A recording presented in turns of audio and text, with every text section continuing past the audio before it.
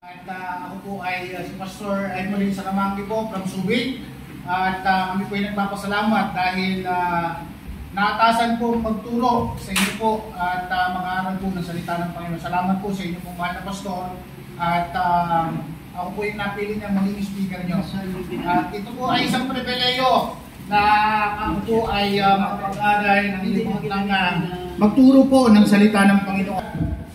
Salamat po Pastor Felix at pribileyo po sa akin at mga pangaral po ng salita ng Panginoon. At ngayon po umaga, very simple lamang po yung ating pag-aaralan at nasa Book of Colossians. Ang sabi po rito, young heart affection. Amen? And then sabi niya, in the Book of Colossians, set your affection on the things above, not on the things.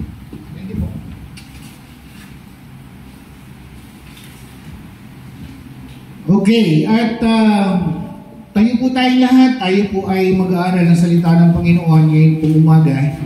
At minsan talaga, kahit pastor, sanay na tayo mag-preach eh. Mga young people yung kaharap ko, nanginginig pa yung katawan ko eh.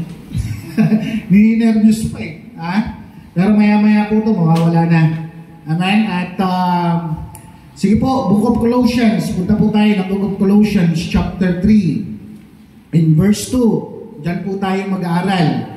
Amen? At ako naniniwala, ito po ay napakahalaga po sa buhay po natin. Tingnan po natin. Nakita na po? Okay, basahin po natin. Ready read. Not on the things on earth, tayo po yung manalangin. Mapagpala namin Diyos na dakila, salamat po sa umaga po ito na pinagkatiwala niyo po sa amin. Salamat Panginoon sa mga young people na naririto, lalong-lalo ng Panginoon, ng mga young people po ng home church. Dalangin ko, Panginoon, na patuloy niyo po silang i-encourage sa inyo pong mga salita at patuloy pong magamit sa inyo pong gawain, Panginoon. At dalangin ko rin, Panginoon, sa amin pong mga bisita, dalangin ko, Panginoon, ang banal na Espiritu niyo po ang kumilos sa kanilang buhay ngayon pong umaga, na hindi po sila aalis sa lugar na ito, Panginoon, hanggat hindi po kayo nila natatagpuan at hindi nila matiyak na sila'y pag namatay sa langit pupunta ang kanilang kaluluwa. Ito, Lord, ang pribileyo namin, Panginoon. Itago niyo po ang inyong lingkod sa inyong likuran upang kayo pong patuloy na maitaas. Salamat po sa pangalan ng Panginoong Hesus. Amen. Pwede na po tayo maupo. Pag-aaralan in the Book of Colossians, ang sabi po dyan, set your affection on the things above. Amen? Affection.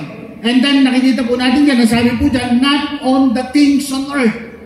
Amen? So, ang ibig sabihin po sa buhay na ito, hindi lang puro ang gigigay natin ay yung mga bagay na pangarap natin. Tama? Bilang isang young people, tama, may mga pangarap kayo. Sino may mga pangarap dito? Taas ang kamay.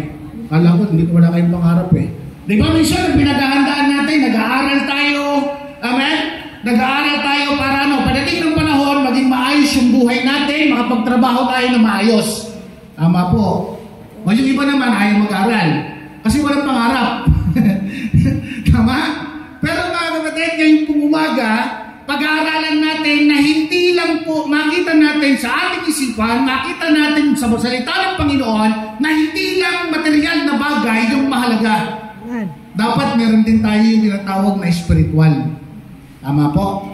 Kasi kahit anong success, lagi natin tandaan, kahit anong success ng buhay na ito, matapos man natin yung tinatawag na koleyo, nakapag-aral tayo ng maayos mga kapatid, pag wala ang Panginoon sa buhay po natin, walang silbi ang lahat ng yun. Amen. Tama po. Kaya hindi lang sabi mo, Pastor, nakagraduate na ako ng college, naging engineer na ako, naging mechanical ako, maging architect ako. Pero lagi mong tandaan, hindi mo pwedeng ipagmayabang sa Diyos yun. Amen. Amen? Kasi bakit? Anong nagawa? Mamaya, pagharap mo sa Panginoon, sabihin sa'yo, ano bang nagawa mo para sa akin? Right. Tama po. No, ganun lang kasimple. Amen? Pero ngayon po, tatalakayin po natin. Amen? Na ang una pong makikita natin yung what things above. Amen? Things above nature and above in earth. Amen? And then, tingnan po natin in John chapter 2 in verse 16, 1 John chapter 2, tingnan po natin.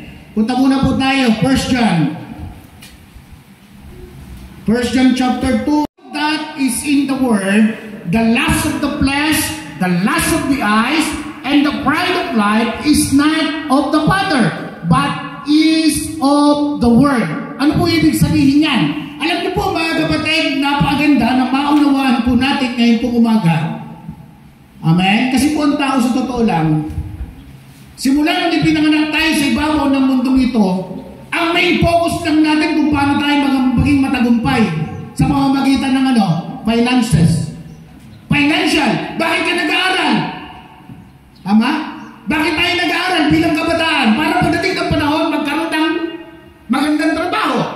Para magkaroon ng magandang kita. Tama, yun yung purpose eh. Pero sa Kristiyano, mga kapatid, lagi nating tandaan, iba po yung dapat yung mindset ng isang mananampalataya. Amen. Hindi lang lagi ko, yung mga young people namin, tinuturuan namin sila na patuloy silang magkaroon ng maglingkod ng tapat sa Panginoon kasi yun po yung pinaka-importante. The Bible says, what shall the profit a man if he shall gain the whole world and lose his own soul? Amen. So ibig sabihin, walang mas mahalaga sa ibabaw ng mundong ito kung hindi yung kaluluwa na meron po tayo. Amen. Lagi natin tandaan, that is sure. Sabi mo, Pastor, magbata pa ako, hindi pa ako mamamatay. Lagi mo tandaan, ang kamatayan, pag kumatok sa buhay po natin yan, bata man tayo, maranda man tayo, darating tayo doon sa tinatawag na kamatayan. Amen. Tama po? Yung pwede pag malaki sa akin, sabi mo, Pastor, malakas pa ako. Sino nagsabi sa'yo? Pumunta ka sa sementeryo, hindi pare-parehas ang namamatay doon. Kaya ngayong umaga, lalo na sa mga bisita po natin, huwag na huwag po kayong maalis sa lugar na ito hanggang hindi nyo natitiyak na pag namatay kayo, sa langit pupunta ninyong kaluluwa. Amen. Kasi yun po yung mahalaga. Amen? So una po, makikita natin dyan, yung tinatawag po natin the lust of the flesh. Pleasure. Amen? Ang mundo, lagi natin tandaan, lalo na sa kabataan, maraming i-offer sa atin ang mundo para naman hindi tayo maglingkod sa Diyos. Tama. Yung mga mananampalataya, yung mga anak ng Panginoon na mga kabataan, maraming i-offer sa inyo para masidetrack tayo maglingkod sa Panginoon. Amen? Amen? Kaya nga po sabi niya, young heart affection, dapat ang set lang natin, ang mahal natin, walang iba kung hindi si Lord. Amen? Amen? Hindi yung pag-aaral ako, lagi ko sinasabi sa mga young people, sabi nila, Pastor, kung hindi ako makaka-attend ng service kasi may ginagawa ako sa amin, pambira ka! Dapat mas mahal mo si Lord kaysa sa iyong mga bagay na yan. Ama po, wala tayo ibang dapat pinapriority. Amen? Young people ng home church, dapat wala kayo ibang minamahal kung hindi ang Diyos, mga kapatid. Amen? Amen? What is the purpose of life? Amen, walang kwenta ang buhay dito sa ibabaw ng mundong ito kung wala si Kristo. Amen? Kaya po, mga kapatid, naka-live daw yan? Hindi. Yung pleasure, mga kapatid, maraming i-offer si Satan yan. Amen? And then sabi na po dyan, the lust of the eye. Amen? Alam niyo po, yung lust of the eye na yan eh. Bisa problema talaga ng kabataan yan. Why? Kasi mga kapatid, hindi lang sa mga Kristiyano, lahat pwede yan eh. Why? Kasi lahat ng nakikita ng ating mga mata, gusto natin makuha. Naintindihan niyo po? Kaya minsan ang problema, amen? Gusto natin makuha, ang ginagawa natin, hindi umiiwas tayo sa Diyos para lang makuha natin yung gusto ng ating mga mata. Amen? Pansinin nyo, di ba may bago ka ng cellphone? Tama? May bago ng cellphone. Ang ginagawa, para mag-upgrade, trabaho dito, sideline dito, hindi niya alam, nakakalimutan niya na si Lord. Doon na siya nakafocus para lang mabili niya yung bago na cellphone. Tama po? Oh, saan nakafocus yung mind mo? Yung isip mo, wala nang iba kung hindi doon na sa bagay na ino-offer sa iyo ni Satan. Amen? Alam niyo po, marami mga bagay. The lust of the eye. Amen? And then makikita rin po natin dyan, the pride of life. Amen? Riches. Amen? Honors. Amen? Alam niyo, lagi niyong tandaan, lalo kayo mga kabataan. Amen? Hindi tayo, lalo sa mga Kristiyano, yan ang lagi kong sinasabi, hindi ka nagpapayaman para sa sarili mo. Pagpalain ka man financially ng Panginoon, just seek for the glory of God.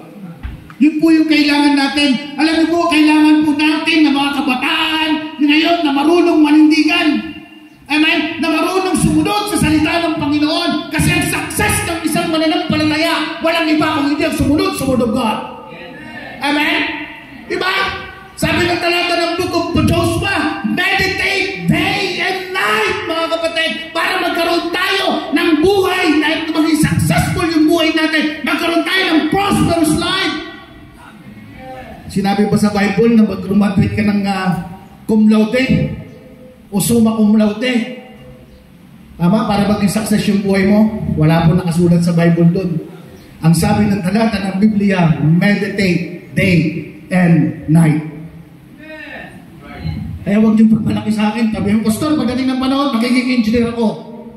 Walang kwentang pagiging engineer. Walang kwentang pagiging architect. Why? Pag wala ka kay Kristo. Amen. Amen? Diba? Amen? Mga yung people natin na lalaki rito, na member ng home church, amen? Use your life for the glory of the Lord. Amen? Gamitin nyo na yung buhay nyo. Kailan pa kayo magpapagamit? Pag matanda na kayo. Amen? Wala na. Lagi natin tandaan hanggat bata tayo, ipagamit mo na yung buhay mo sa Panginoon kasi yun yung gusto ng Panginoon sa buhay mo. Amen? Diba? Ako simula nung naging speaker ako, sabi ni Pastor Felix, Pastor no, pwede ba ikaw maging speaker ng young people? Alam nyo, prayer ko kagad sa Panginoon. May isang tawagin sa inyo. Lalo na dito po sa home church. Na mag-aral sa Bible school, mag-full time sa Bible school. Amen? Kasi yun yung motivate, yun yung nagbibigay sa amin ng lakas eh. Sa inyong pastor, mga kapatid, si Pastor Felix, yun yung mag-encourage, lalo sa kanya magpatuloy sa maglilingkod sa Panginoon. Pag may mga kabataan na gustong ibigay yung buhay sa Panginoon. Amen? Yung maligtas nga lang gusto, di ba? Masaya na tayo eh. Yung magsuko pa ng buhay sa Panginoon. Amen? Kaya na laging challenge eh. Hindi nawawala. Sa preaching ni Pastor Long, hindi nawawala yan. Every Sunday, sina-challenge kayo mga young people namin na mga lalaki. Even yung babae, magsuko ng buhay sa Panginoon. Kasi walang sayang pag ibinigay mo sa Panginoon. Amen? Pero yan minsan eh, yung mga bagay na yan, nakakahadlang sa paglilingkod natin sa Panginoon. Amen? Kasi bakit? Minsan nawawalan tayo amen, ng time para sa Diyos. Amen? Maraming mga kabataan yun, nasa side track eh. Minsan nga, ano pa eh, kaya nga sabi niya eh, diba, young heart. Itong young heart na yan, nakakalungkot yan minsan eh. Tama? Diba, pag mga member ng church, diba? Young heart. Batang puso. Amen? Kaya pag na-in love, atay na. Amen? Amen. Dati, Pastor, pag hindi na-in love, di ba? Love na love ni Pastor eh. Amen? Pero pag na-in love na, mas mahal na yung minamahal kaysa sa Diyos. Kaya nakakalungkot yan. Wag yung gagawin yan, lalo na sa member ng home church, mga kapatid. Lagi yung tandaan, pag ang pagmamahal na yan, inilayo ka sa Panginoon, hindi ang kalooban ng Diyos. Amen. Yan po ang katotohanan. Amen? Para sa mga save lang yan ha. Even sa mga hindi mo na nagpalataya. Amen? Kasi sa totoo lang, ang pag-aasawa, yan po yung kalooban ng Diyos. Kapag ikaw ay Kristiyano. Amen? Di ba bakit ko nasabi? Minsan kasi alam mo yung maraming mga Kristiyano, pag na-in love, ayaw na kay pastor eh. Ang maganda lang doon kasi alam niya namumuhay siya sa kasalanan. Tama po. Di ba? Third, tingnan natin, what by affections, mga kapatid? Ito, ano yun? Yung tinatawag nating love. Amen? Alam niyo po, ang pag-ibig, ito yung napakahalaga sa buhay ng isang Kristiyano. What is the fruit of the Spirit? Yung nauna. Di ba? The fruit of the Spirit is love. Nauna po yun. Ang ibig sabihin, mga kapatid, napakahalaga sa buhay ng isang Kristiyano na makita natin yung love, yung pag-ibig. Kasi kaya mong gawin ang lahat para sa pag-ibig. Tama po. Diba sabi nga ng pag-ibig, may mga kasayban, yung mga may edad sabi nila, hahamakin ang lahat. Tatawirin ng mga bundok. Amen? Lalamuyin ng malalim na ilog. Masilayan ka naman. Diba makata yun? Pero yun yung pag-ibig. Ang ibig sabihin, gagawin mo ang lahat para sa pag-ibig. Remember, sino unang umibig sa atin? Diyos. Ang Diyos. Diba? Sabi niya, for God so loved the world that He gave His only begotten Son, that whosoever believeth in Him should not perish but have everlasting life. So, ang ibig sabihin, ang unang nagmahal sa atin, si Lord. Hindi tayo unang umibig sa Diyos. The Bible says, love. Napakahalaga po yun. Kasi doon mag-uumpisa kung paano tayo lalago sa ating Christian life. Hanggat hindi natin nakikita kung gaano tayo binahal ng Diyos, ang Panginoon napako doon sa krus ng Calvary. Remember? Amen? Naranasan niyang koronahan ng tinig, naranasan niyang paluin ng latigo sa likod. Amen? Tiniis niya ang lahat ng yun. Napako sa doon sa krus ng Calvary. At ang sabi niya, in a long time, mga kapatid, nung malapit na siyang mamatay, ang sabi ng Panginoong Jesucristo, patawarin mo sila ang Diyos. Paano? Hindi nila alam ang kanilang ginagawa. That is love, mga kapatid. Ibig sabihin, ganun tayo kamahal ng Diyos. Ang ibig sabihin, kahit buhay niya, kaya niyang ibigay para sa atin. Pero nakakalungkot. Kinanggap natin yung regalo ng Diyos sa atin na pag-ibig, pagmamahal, pero hindi masuklian ng taong kanyang minahal. Tama po. Kasi kung mahal mo ang Panginoon, wala kang ibang priority kung hindi ang Panginoon sa buhay mo. The Bible says, but seek ye first the kingdom of God. Amen? Unahin mo si Kristo.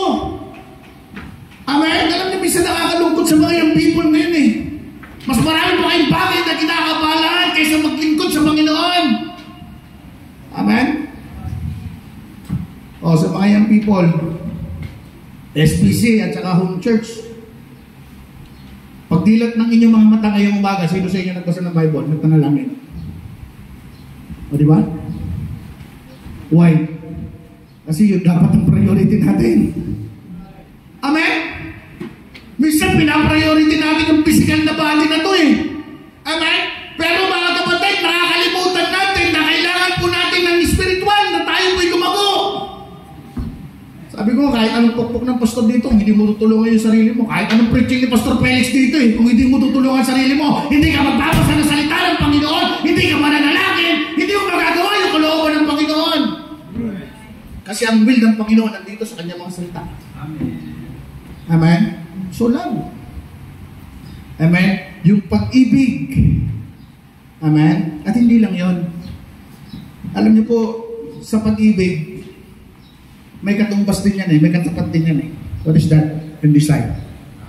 Mahirap yung naglamahal lang. Amen? Sabi nila, Pastor, mahal mo naman yung Diyos Yung pala sa bibig lang. Why? Kasi pag linggo, hindi ka naman makita sa church Tama? Pag sulwining, hindi ka naman makita sa sulwining. Amen? Why? Pag sinabi mo kasi mahal mo ang Diyos, i-decide mo sa puso mo na ma-please mo yung Panginoon sa buhay mo sa kanyang mga gawain at magamit tayo, mga kapatid.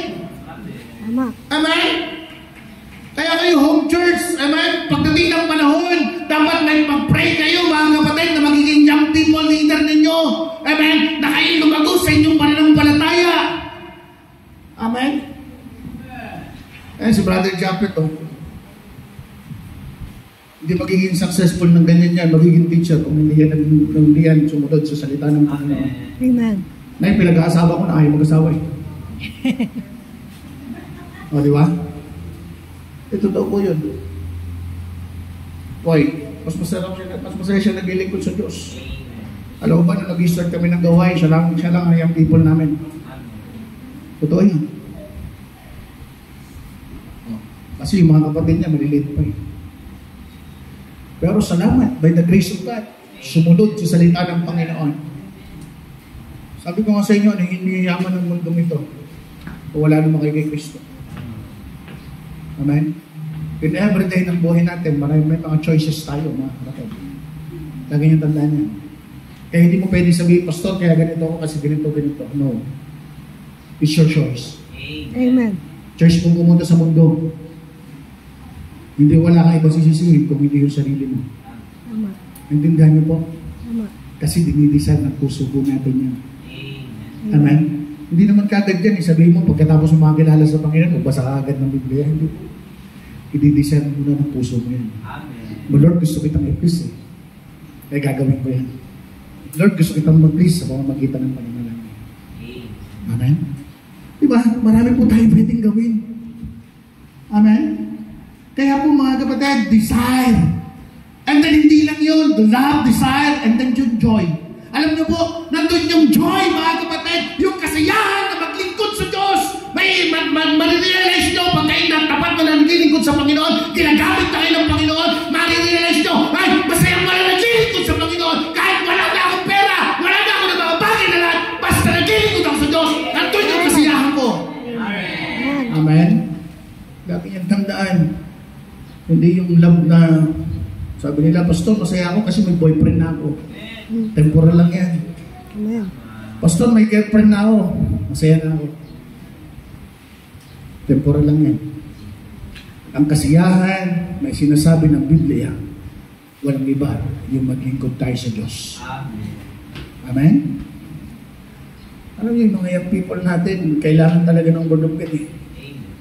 Kasi ito yung key para magkaroon tayo ng success na buhay. Amen? Enjoy!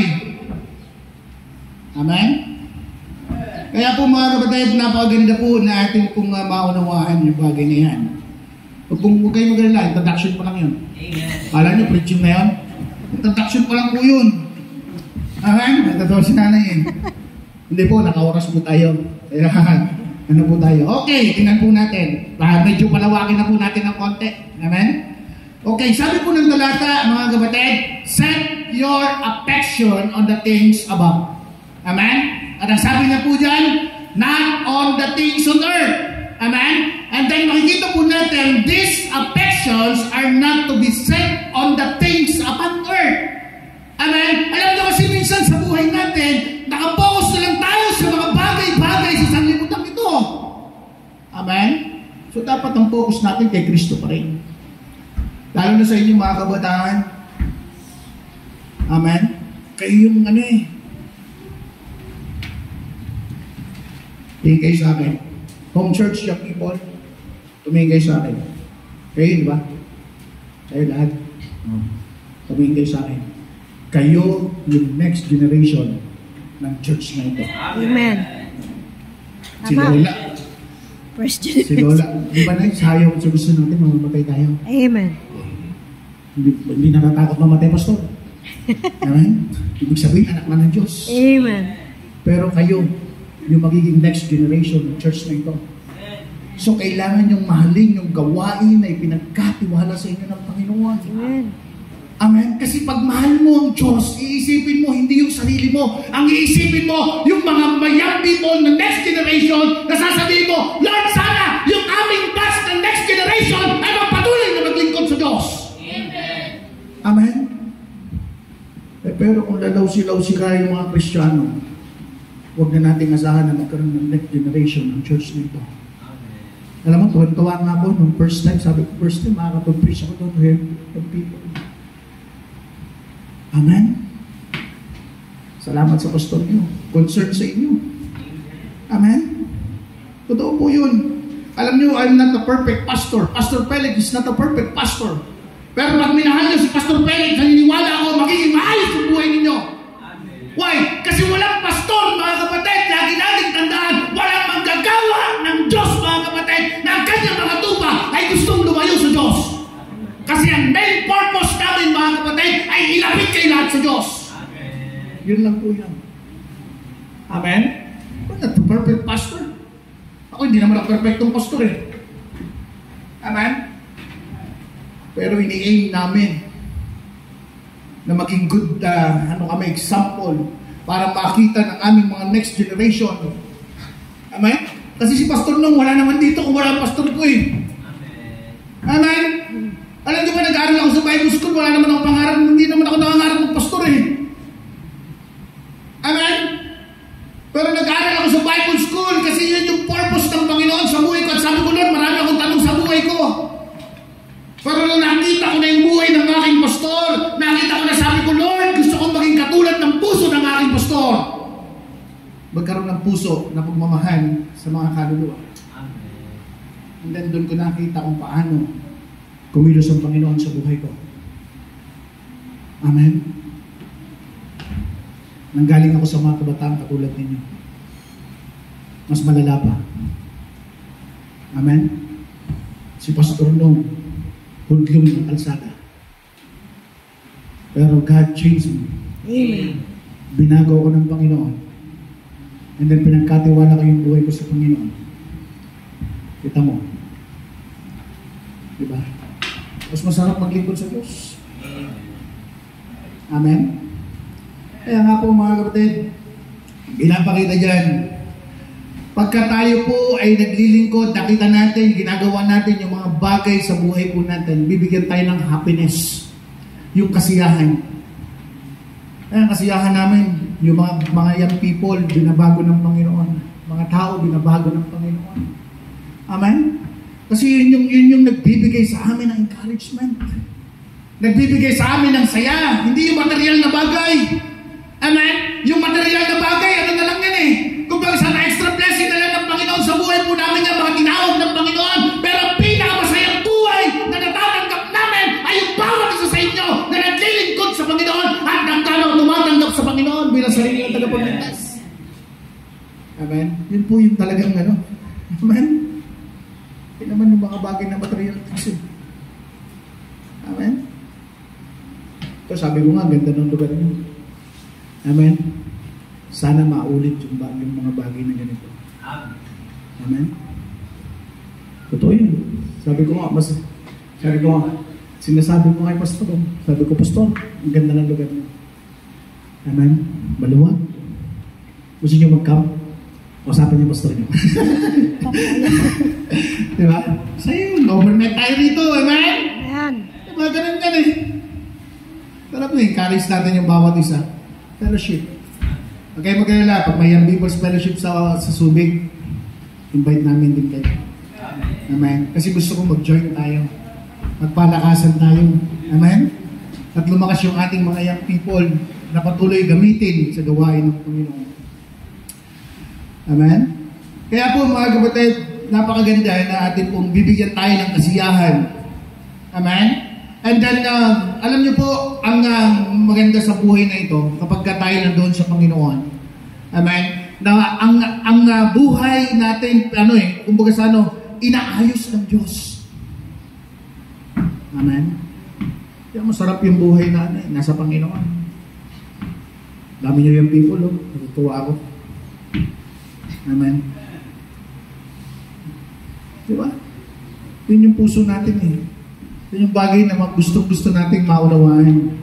Amen? Mamaya, pagka divided session na tayo, yung mga bisita natin, si Pastor Felix may tuturo sa inyo. Amen? Na yun yung tama paraan. Kasi hindi natin magagawa ang gusto ng Panginoon sa buhay natin kung wala tayong tamang relasyon sa Diyos. Tama. Yun po yung katotohanan. Amen? Kahit magsasalita ako rito, magpaliwanag ako ng Word of God, kung wala tayong tamang relasyon sa Panginoon, hindi babaguhin ng Diyos yung buhay po natin. Amen? Yung mahalaga po yun. Diba? Tignan po natin. Punta muna po tayo mga kapatid sa talata po ng Book of Colossians chapter 3. Punta po tayo. Colossians. Alun po na po tayo sa Book of Colossians.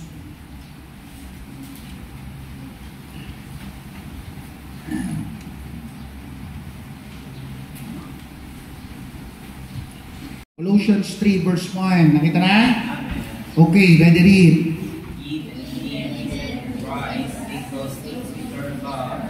Where Christ seated on the right hand of God. Amen. Makita natin dyan, if we then be risen with Christ, seek those things. Amen. So, laging tinuturo sa atin ng Panginoon. Amen? Unahin natin si Lord. Unahin natin si Lord. Amen? Bakit? Yun yung importante.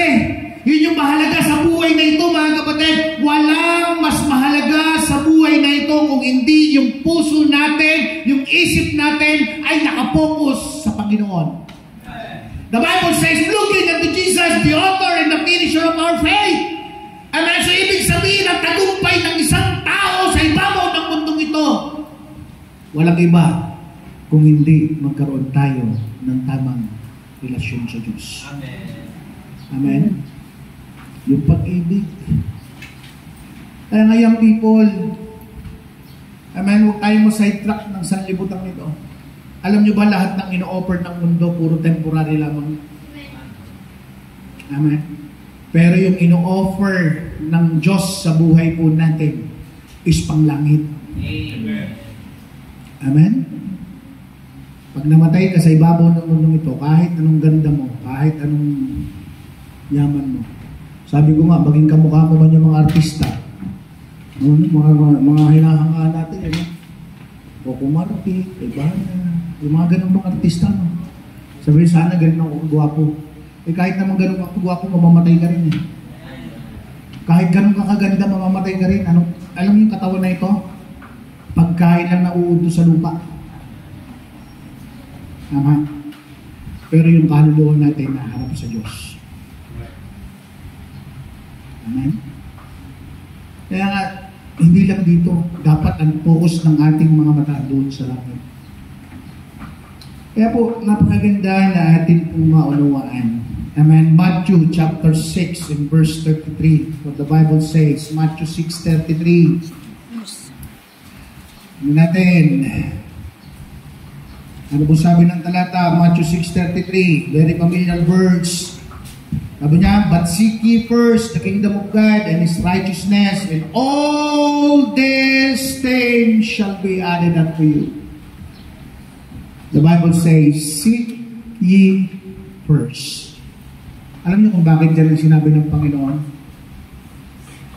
Kasi ang mundo, ayaw nilang naglilingkod tayo sa Diyos. Si Satan, ayaw niya maging faithful tayo sa Diyos. Si Satan, ayaw niya pumupunta tayo sa church. Si Satan, ayaw niya nagsusulbiling tayo. Ayaw niya yung pinapagamit natin, yung buhay natin sa Panginoon. Kaya gagawin niya ang lahat para lamang nasa-entrap ang isang Kristiyano. Amen? Kaya kayo mga young people, dapat ang priority niyo si Kristo. Amen? Pag sinabing may gawain siya, magano kayo. Alam mo ba yung sa young people namin, may exam kasi siya ngayon. Yun dapat ang magiging song leader natin. Tapos siya magiging tutugtog. Ang problema, may exam kasi siya ngayon. Amen? Pero nag-pray siya. Nagpaalam siya kahapon sa teacher niya na kung pwede siyang mag-advance ng exam niya. Ganon yung mga young people namin, tinuturuan namin sila. Why? Kasi seek ye first. Kailan mo unahin si Kristo? Kung may trabaho ka na. Malabo mangyari yun. Kung estudyante ka nga, hindi mo pauna si Kristo eh. Unahin mo pa na may trabaho ka. Amen. Kaya lahat ng prayer po namin, even yung mga young people namin, tinuturuan namin sila. Ano ba yung pwede mong makuha pagdating ng panahon? Amen? Tama po. Kasi mas maganda yung pag nagtrabaho ka, sarili mo yung oras mo. Tama po, may time ka maglingkod sa Diyos. Mahirap yung nagtataalam niyo po ang number one na kalaban ngayon ng ating mga young people, lalo na pag kayo nagkatrabaho na, yung trabaho nyo ang nagiging problema, kaya hindi tayo nakakapaglingkod sa Diyos. Pero ang katotohanan, nandito yan sa puso natin. Amen? Kaya kayo pala nag-aaral kayo, gawin nyo na lahat ng best. Amen? Kasi makikita ni Lord yung puso mo eh. Hindi mo namamalayan, i-bless ng Panginoon yung buhay mo. Amen.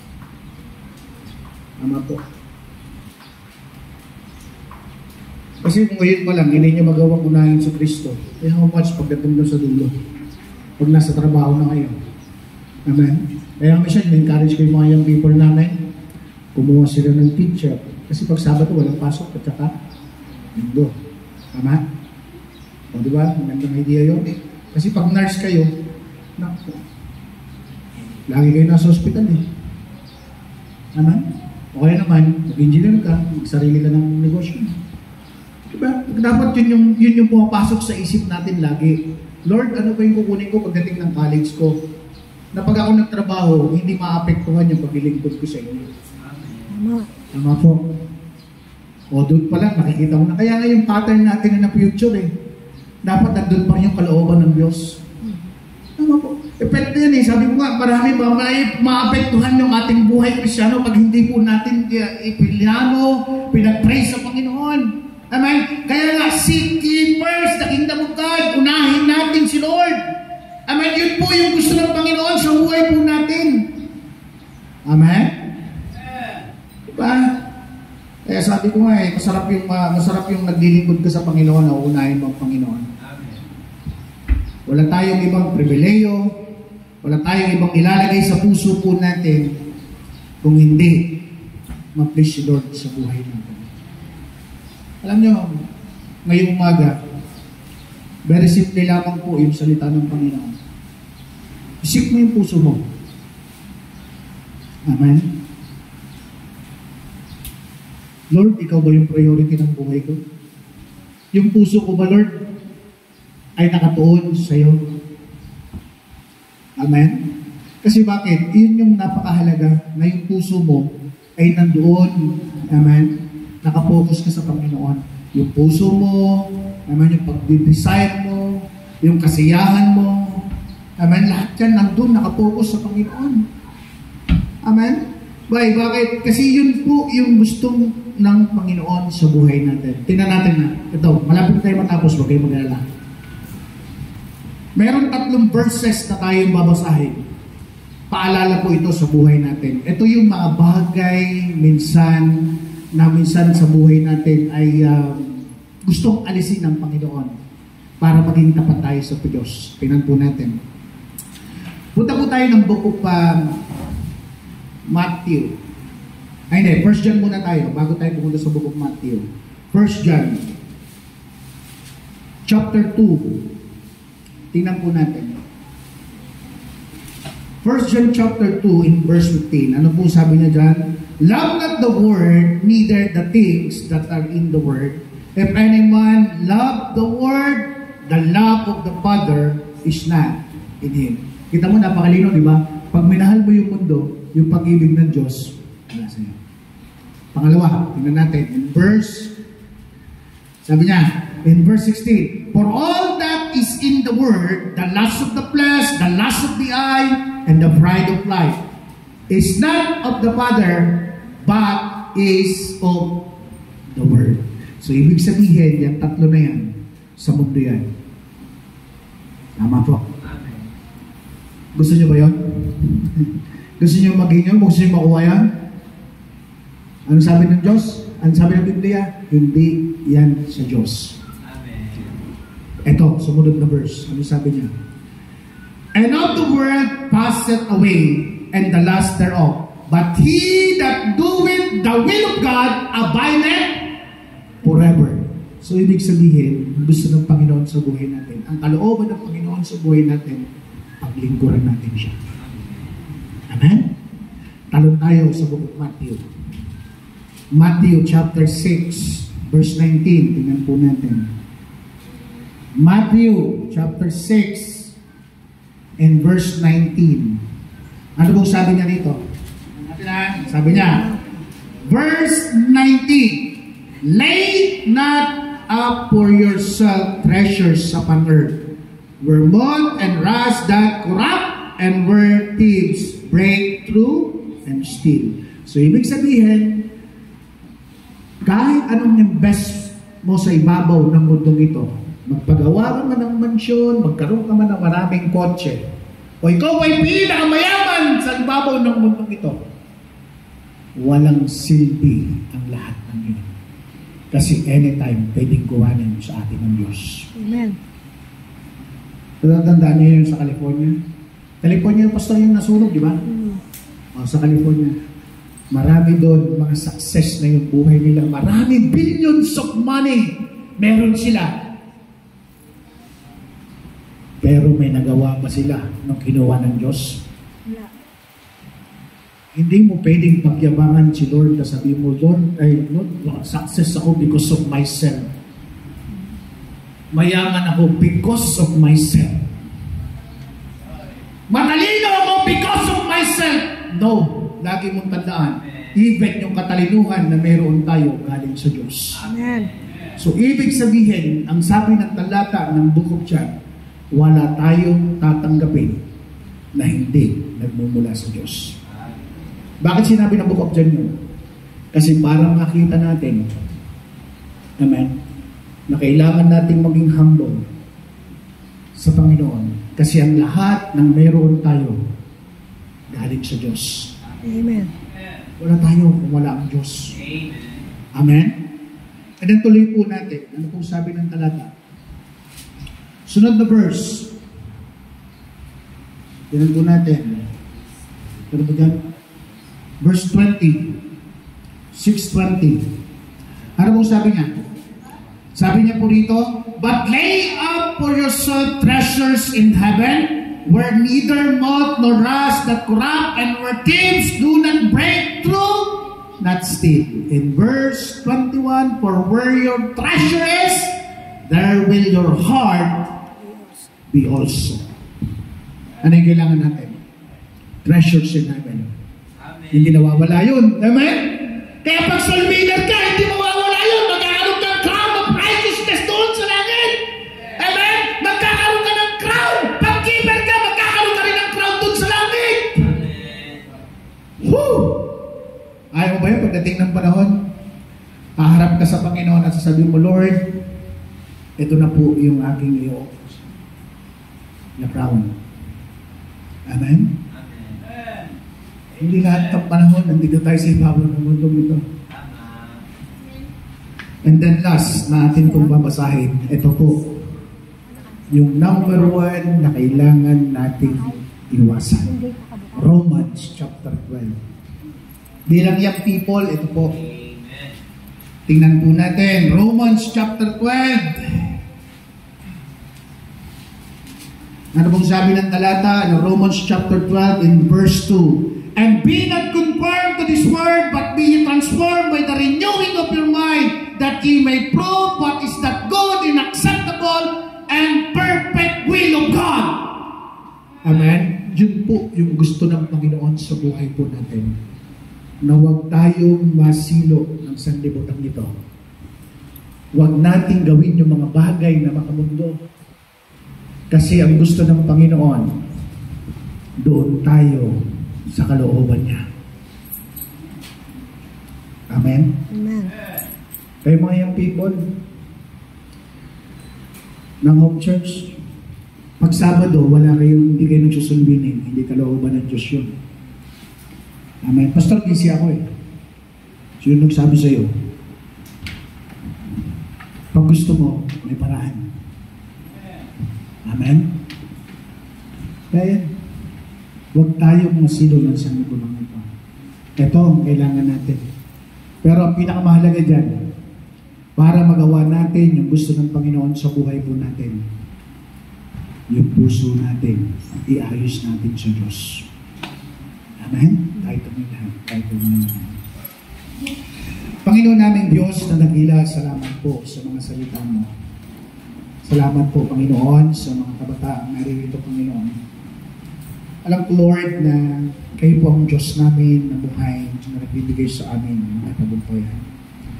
At dalangin ko, Panginoon, sa umaga pong ito, ang banal na Espiritu niyo po patuloy na mangusap sa bawat anak mo, Panginoon. At salamat po, Panginoon, sa kabutihan mo. Salamat, Panginoon, sa mga mensahe. Kayo po patuloy na maitaas, Panginoon. At dalangin ko, Panginoon, sa buong maghapon. Kumilos po kayo sa bawat isa sa amin.